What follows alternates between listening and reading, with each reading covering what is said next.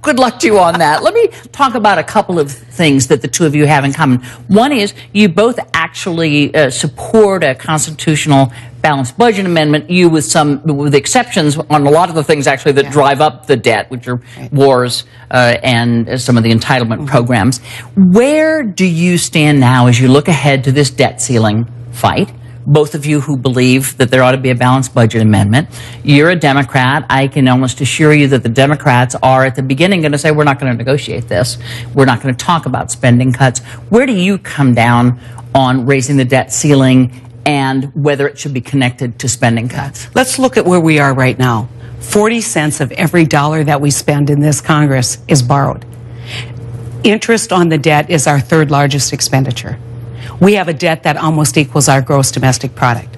We can't sustain this. We have to look at reality. And why I came out for a balanced budget amendment is in 2000, we were on a path. We were on a path to balance the budget. The budget was balanced, and we were on a path to retire our debt. Guess what happened? It blew up. And so we saw committees, we saw, Bowles-Simpson, and none of it did it. And I think we need the discipline of a constitutional.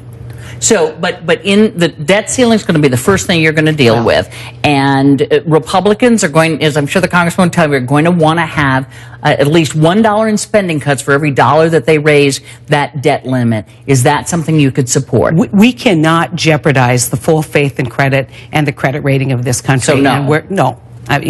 We have got to take this in an incremental way and then recognize we need these spending cuts. We need to take a look at where we go on a path forward. A big part of balancing this budget is, in fact, getting people back to work.